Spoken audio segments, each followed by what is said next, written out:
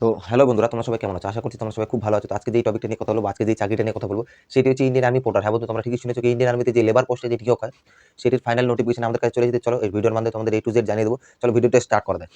এই যে রিক্রুটমেন্টে বের হয়েছে সেটা হচ্ছে ইন্ডিয়ান আর্মি পোর্টার 2024, মানে এই যে রিক্রুটমেন্টে বের হয়েছে সেটা হচ্ছে পোর্টার। পোর্টার মানে হচ্ছে ইন্ডিয়ান আর্মিতে যে লেবার পোস্টে যে নিয়োগ হয়, সেই লেবার পোস্টের নোটিফিকেশন ফাইনালি আমাদের কাছে চলে এসেছে। তো তোমরা চলো এইভাবে পোস্টে কিভাবে আবেদন করবে, চলো তোমাদের আমি A to Z এটার মধ্যে সব জানিয়ে দেবো। তো এটা যে বের এসেছে 2024, মানে নিউ ওপেন রেলি, যখন এই আর্মিতে পোর্টাল ভর্তি হয় তখন সেটা ওপেন রেলিতে হয়।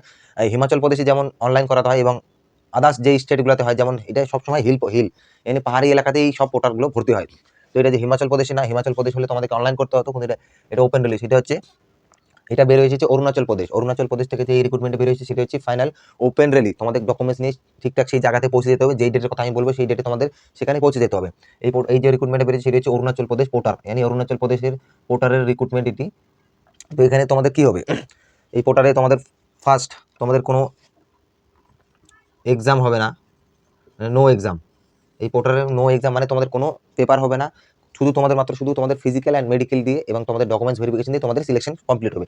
তো এখানে কি বলা হয়েছে, সাব নোটিফিকেশন আমি তোমাদেরকে বলেছি। এখানে যে বলা হয়েছে ফিজিক্যাল, ফিজিক্যাল খুব হার্ড হবে না তা না, খুব হার্ড না, নর্মালি ফিজিক্যাল হবে। এখানে 400 মিটার তোমাদেরকে দৌড় করানো হবে। 400 মিটার তোমাদেরকে দৌড় করাতে হতে পারে এবং 500 মিটার, সেটা ওদের উপর ডিপেন্ড করবে। 400 এবং 500 মিটার তোমাদেরকে দৌড় করতে হবে এবং তার সঙ্গে 25 থেকে 30 কেজি ওজন নিয়ে, এবং তোমাদেরকে বস্তা দিতে পারে বা ব্যাগও দিতে পারে। 25 থেকে 30 কেজি ওজন নিয়ে তোমাদের 400 মিটার ট্র্যাক বা 400 মিটার গ্রাউন্ড তোমাদেরকে দৌড় করাতে পারে। এবং এখানে কোয়ালিফিকেশন কত লাগবে, সবাই বলছে স্যার লেবার পোস্টে গেলে কোয়ালিফিকেশন কত লাগবে, দাদা কোয়ালিফিকেশন কত লাগবে। তো এখানে নিম্নে তোমাদেরকে হতে হবে কোয়ালিফিকেশন 5 থেকে 12 পাসের মধ্যে, এবং তুমি যদি নিম্নতম ক্লাস তোমাদের যদি 5 পাস হয়ে থাকে তবুও তুমি এই ভর্তিতে যেতে পারবা। এবং তোমাদের যদি হাই কোয়ালিফিকেশন থেকে থাকে 10+2, এবং তোমাদের যদি গ্র্যাজুয়েশন থেকে থাকে তবুও তুমি এই পোস্টে যেতে পারবা।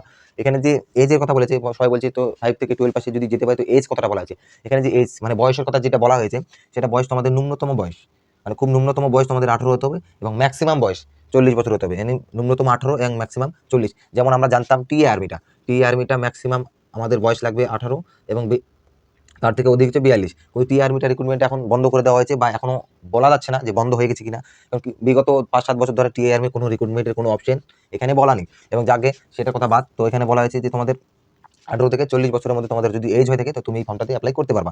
এবং তোমাদের স্যালারি কত দেবে বলছি, লেবার পোস্টে যে আমি অ্যাপ্লাই করবো, আমাদের স্যালারি কত দেওয়া হবে।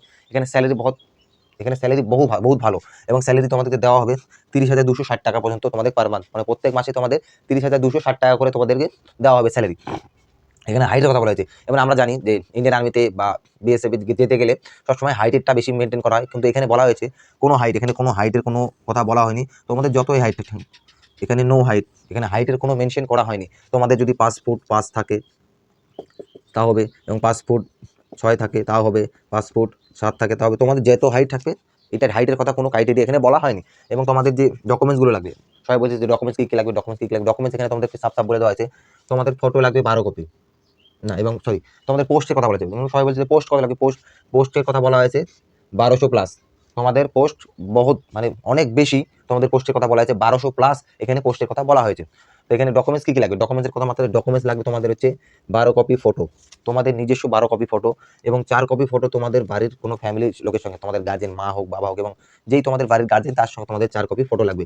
12 কপি তোমার লাগবে, এবং 4 কপি যে তোমার গার্জেন তার সঙ্গে তোমার অ্যাটেস্টেড ছবি লাগবে, এবং তোমার যে গার্জেনের সঙ্গে ছবি তুলবে সেই ছবিটার সঙ্গে যেন তোমার অ্যাটেস্টেড থাকে, সেইটা লাগবে 4 কপি।